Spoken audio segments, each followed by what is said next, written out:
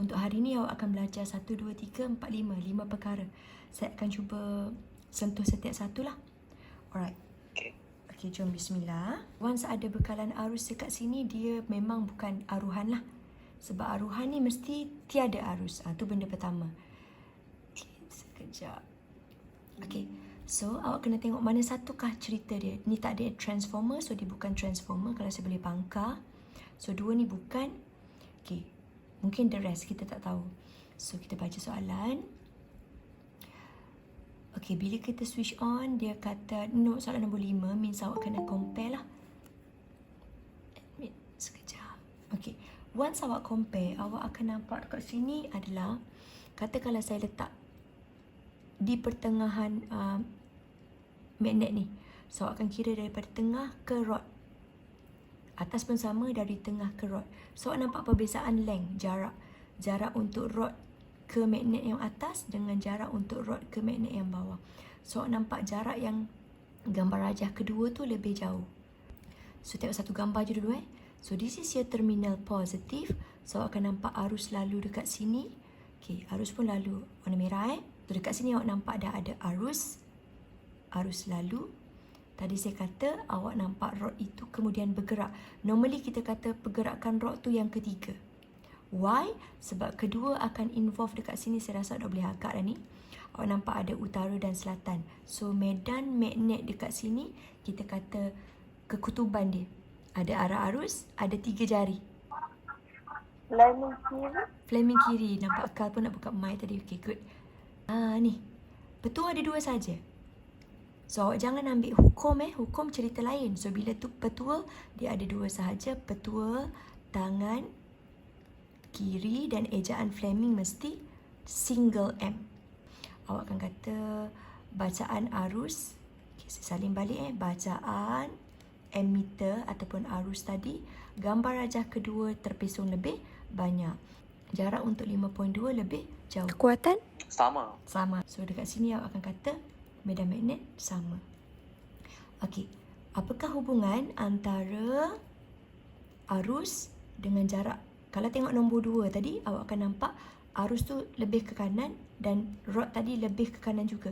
So, awak akan kata semakin bertambah arus, semakin bertambah jarak.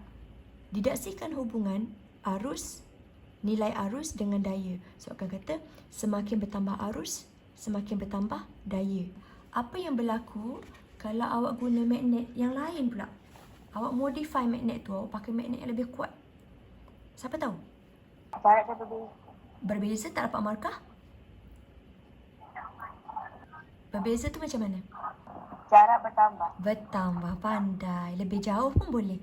Okey, andai kata periksa tersalah tulis lah berbeza, memang tak dapat markah. Ni drawing. Katakanlah saya buat. Benda pertama saya bagi arus current flow. Okey, so benda pertama tengok positive terminal. So ni Fleming kiri masih lagi. Jeng. Okey, katakanlah saya nak tengok mana-mana part. Katakanlah saya nak tengok jeng, patah dan patah. Dalam perjalanan ni, saya cuma nak tengok satu bahagian saja. Contohnya, saya nak ambil yang ni. Saya maintain warna yang sama. Saya nak ambil yang ni je. Tengok bahagian yang saya tebalkan saja. Nak naik ke nak turun? Dia tak lagi kiri kanan tau. Sebab dia kena serenjang. Medan, magnet. Utara pergi selatan. Macam ni. Nampak tak? Nampak tak 90 degree kat situ? Okay, semua orang buka jari-jemari saleh awak tu. Utara pergi selatan. Arus hala ikut gambar tu. Mana yang awak nampak ibu jari awak? Atas atau bawah? Atas. Pandai. So, inilah bentuk anak panah daya yang awak nak draw. Bermakna AB tu menghala ke atas. Okay. So, kalau tengok markah ni, saya boleh pakai warna. Arah aliran arus bermakna awak sedang menunjukkan warna hijau tu. Once awak buat tanda hijau macam tu, satu markah. Arah gerakan gelung, maksudnya awak tengok rod AB tu naik atas. So, warna merah ni menandakan markah kedua awak. Markah purple tu, siapa yang tanda anak panah purple tu tak ada markah. Sebab dia tak tanya pun. Tapi, awak kena buat sebab awak nak tengok F pergi mana. Perkataan peraturan ni petua juga tau. Petua juga. Nampak? So, ni pun sama Fleming kiri. Kalau saya dulu sekolah, saya hafal P ni. left Fleming rule. Rule ni petua atau peraturan. Okay, so petua tangan kiri Fleming. Sama macam atas. So, jom saya nak bagi awak pandai. Okay, ni lastik. Siapa masih ingat apa maksud medan lastik? Ni. Apakah yang menyebabkan daya? Macam tadi lah. 1, 2, 3. Kenapa AB tadi tu terangkat dia tanya? Apa yang menyebabkan daya? So, you answer 2 saja. Sama ada awak kata medan lastik. Perasan tak tadi awak ada utara, lepas tu awak ada selatan. So, kita akan panggil dua-dua kutub ni adalah medan magnet kekal. Okay. Perasan tak tadi saya ada rod? Lepas tu saya ada arus dekat sini. Contoh, arus tu lalulah dekat rod ni sampai sini. Okay. Kan tadi ada arus lalu kat sini kan? So, kita panggil sebagai konduktor pembawa arus. So, bila arus, tengok jari saya ni, bila arus lalu dekat konduktor ni, jumpa pula dalam ni kawasan macam terowong ni, okay, medan magnet kekal ni, so dia akan automatik berlaku interaction. Okay, so perkataan yang awak kena ada untuk definition medan lastik ini adalah interaksi antara medan magnet kekal, okay, medan magnet konduktor, saya bagi penuh sikit, konduktor pembawa arus. Okey. Inilah dia. Kalau saya buat balik warna biru dan merah, tengok balik ni kita panggil apa? Medan magnet apa? Kekal. Yes, sebab dia sebiji. Nampak dia sebiji, awak letak je sebatang-sebatang. So kita panggil medan magnet kekal. So automatik warna merah ini akan pergi antara utara ke selatan, utara ke selatan. Ada 2 konduktor pembawa arus. Satu konduktor tanda X, satu konduktor pembawa arus tu arusnya bentuk bulat. Apa maksud X? Arusnya nak bergerak macam mana? Masuk. Okey. Cuba gerakkan jari genggaman. Awak genggam tangan kanan awak. Okey. Selepas awak genggam, korang dapat tak tanda yang ni? Letak ibu jari masuk dalam X ni. Ni, ibu jari masuk dalam X. Lepas tu awak gerak-gerakkan jari jemari awak yang 4 biji tu. Awak dapat tak jari jemari yang 4 biji tu dia bergerak arah ikut jam? Dapat tak? Dapat, cikgu. Okey, Alhamdulillah. Okey, untuk out, sekarang letakkan jari awak tu keluar daripada bulat tu. Maksudnya dia macam keluar daripada laptop saya ni. Ataupun awak punya phone. Ni, letak dekat tanda O tu. Nampak tak awak punya jari tu dia macam melawan jam? 4 jari awak tu dia melawan jam. Dia macam tu. Dapat? Okey, good. Dapat, cikgu. Okey, Alhamdulillah. Jom kita terus. Nampak tak dekat situ ada interaksi antara warna merah dengan warna biru. So awak nak tahu mana arah pergerakan daya tu? Arah atas ke arah bawah? Macam tu.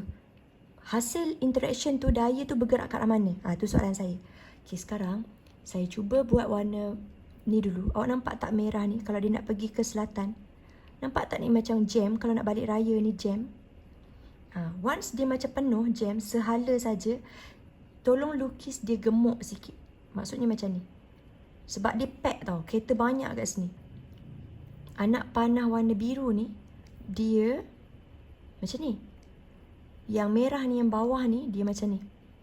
Dia nak pergi ke selatan. Nampak ni? Yang atas tadi, dia jam dekat sini. Sebab dia sehala. Yang ni pula sehala. Jumpakan dulu yang ni. So, cuba bagi tahu saya, what do you think bahagian pack tu? Adakah yang saya highlight yang ni, perasan tak? Sini pack kan? Satu je ke tempat pack? Tak. Berapa? 2. Pandai. So, untuk warna purple tu, saya buat yang ni. So, bila saya dapat warna purple tu di sebelah kanan, berarti daya awak akan push ke bawah. Sebab apa? Kalau jam, awak kena cari jalan alternatif. Takkan awak nak sangkut kat jam kan? So, kalau perasan, awak punya daya itu akan menghala ke arah bertentangan. Ni.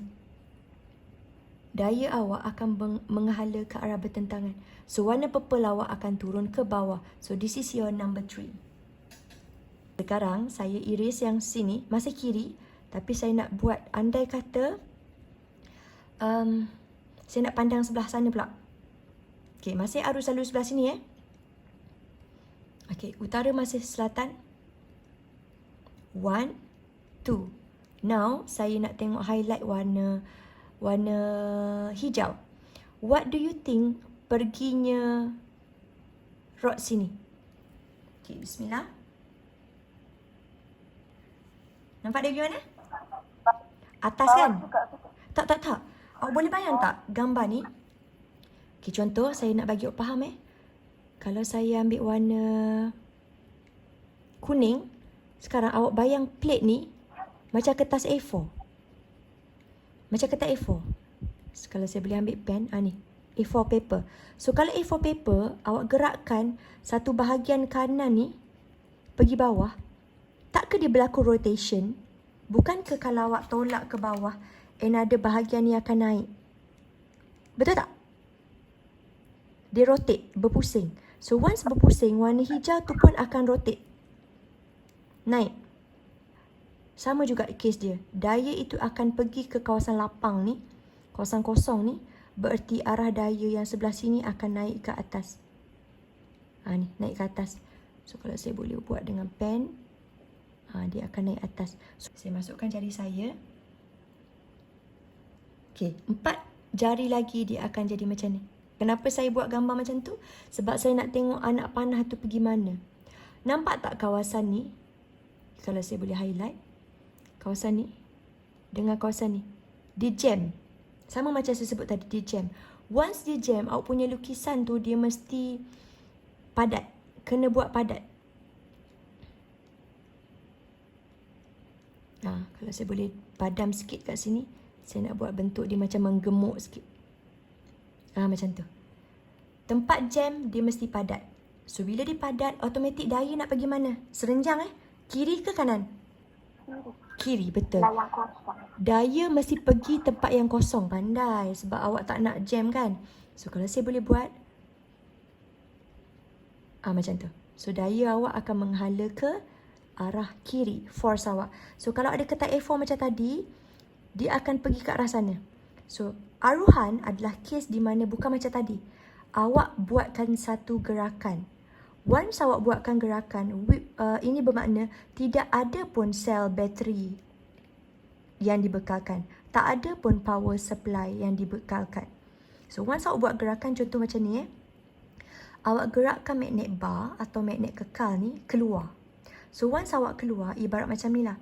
Awak dah kamcing dengan best friend. So bila awak nak kena bercerai dengan dia atau berpisah dengan dia, sedih lah kan? So automatik utara dengan selatan ni dah pegang rapat dah ni. Dia akan melekat. Dia akan melekat. Okay, sekarang ibu jari awak tu. Okay, kalau saya boleh draw gambar ibu jari. Ni jari kanan genggaman tangan kanan Sorry lah, tangan saya tak cantik. Okay, nampak tak sebelah ni ibu tangan kanan? Lebih kurang tak jari awak? Okay, di bahagian yang saya buat tanda S ni,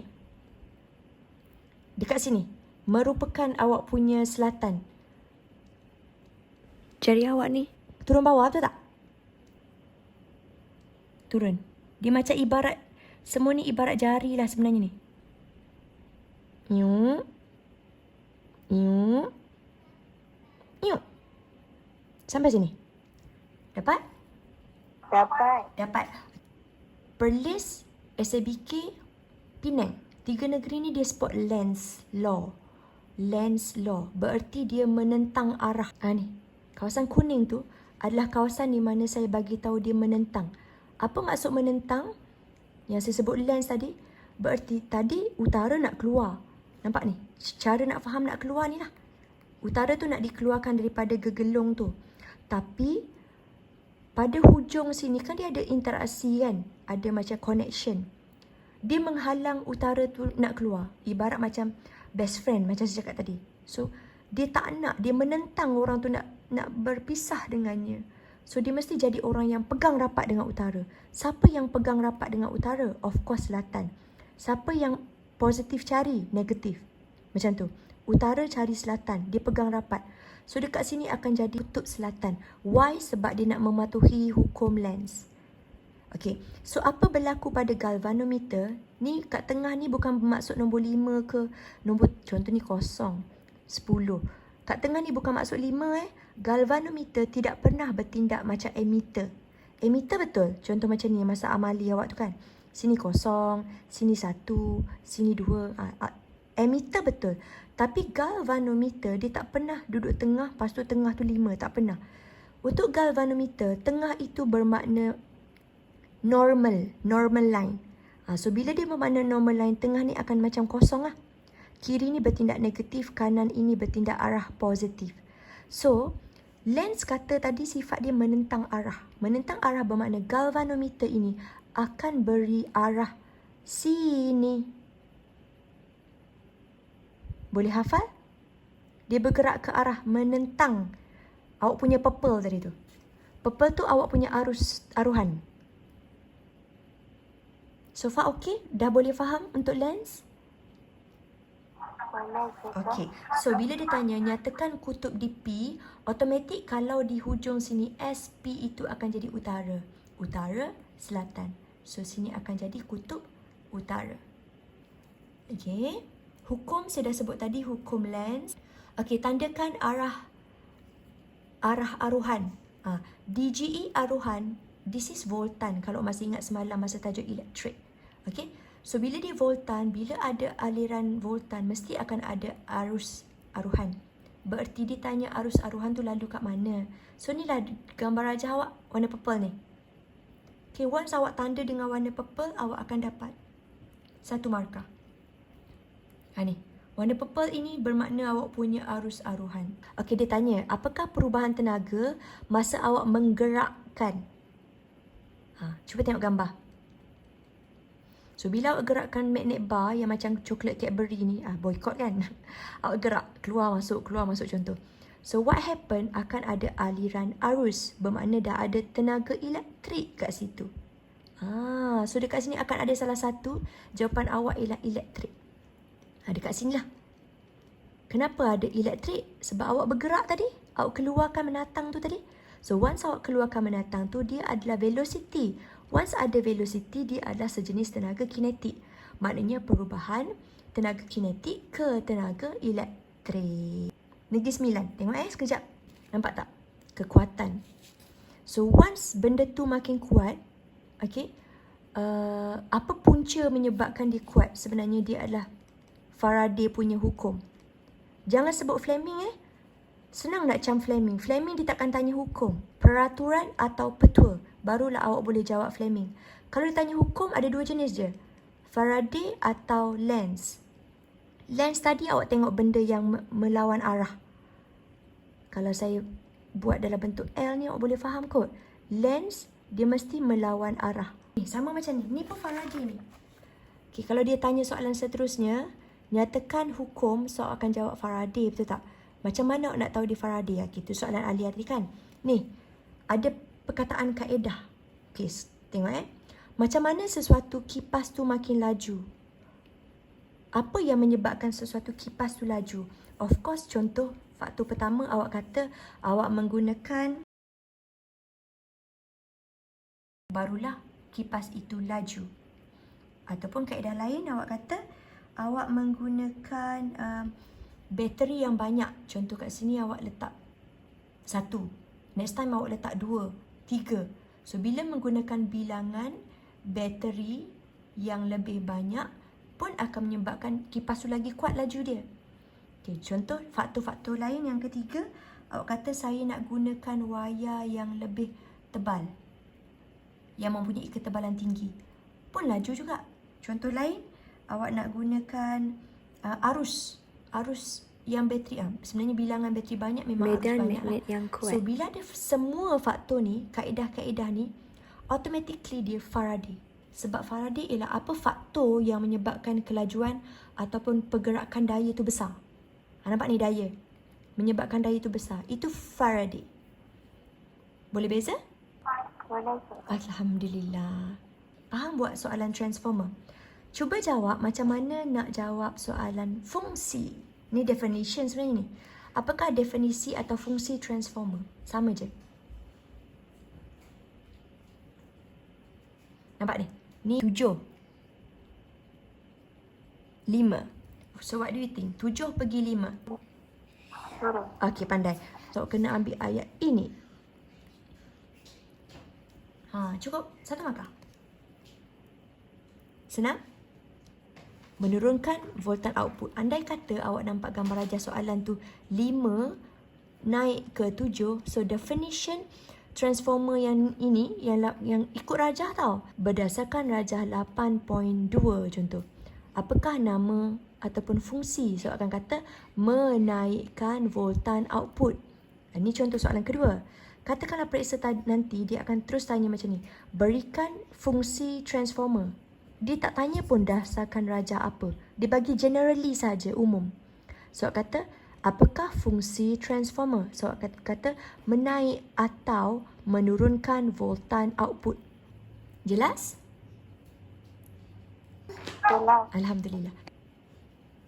Sini cadangan pengubah suaya ni. Nampak nombor 8. Teras besi lembut, fungsi untuk magnet dan menyah magnet. Kalau teras besi lembut berlamina, fungsi dia lain. Fungsi dia adalah untuk mengelak arus pusar. Mengelakkan hilang tenaga sebenarnya. Dia tak nak ada tenaga hilang. Apa maksud tenaga hilang? Kita tak nak berlaku arus pusar. Macam saya kata awak punya modul, buku, kenapa awak laminate dengan plastik? Sebab awak tak nak bagi dia basah. Awak tak nak bagi dia renyuk, rosak. That's why lah, laminate. Okey, jenis dawai awak akan ambil yang bertebat. Contoh. Kalau dawai tu tak ada baju, awak pegang, mesti kena current. So kalau boleh dawai yang awak pakai tu mestilah dawai yang bertebat. Kalau spesifik, awak akan pakai dawai kuprum yang bertebat. Kenapa? Sebab awak nak ada arus tapi awak nak kurangkan ada halangan. Awak nak kurangkan rintangan. Barulah awak punya barang tu tak cepat panas. Awak nak supply current kan? Okey, dawai pula kalau boleh awak jangan ambil dawai yang nipis. Kalau dawai yang nipis dia cepat putus juga, dia cepat orang kata panas kan. So akan ambil diameter dawai yang besar, yang tebal. Sama, alasan dia sama, mengurangkan rintangan. Cerita dia sekarang ni awak nak supply voltan tadi dengan baik, berarti awak nak ada lalu arus yang baik. Okey, now kita kira. Ni baru masuk pengiraan. Pengiraan ada 2 Okey. Another formula adalah formula kecekapan. Formula kecekapan bentuk dia macam pi tapi pi dia panjang. Okey, bila pi dia panjang, formula dia adalah power output per power input. Power awak dah sedia maklum. Bab semalam, I darab V. So dekat sini jom kita tengok. Bismillah. This is V1. This is ada dua barang yang awak nak terima tenaga. Okay, so double selari is V2. Power kiri dekat sini. Power kanan dekat sini. Tu. So, awak punya formula P out. Power awak dah ada kat situ. P out 2 campur 2. Ni P in. Darab 100%. Apa maksud P2 campur P2? Dia adalah out ni. Kalau saya boleh highlight yang ni. Ini. Ni adalah out. So yang out ada 2. 2 yang selari. So once ada 2 yang selari, jom kita kira. Awak ada 65 dan 65. Okay, ada dua power kat situ. So arus awak IV. Okay, saya masuk nilai. I berapa tadi I? I sebelah kiri 0.6. Nampak tu? 0.6. So akan dapat 0.6 darab dengan yang ni V1 240 darab 100%. So akan dapat 90%. 90.28%. Bererti liter awak ni memang cekap.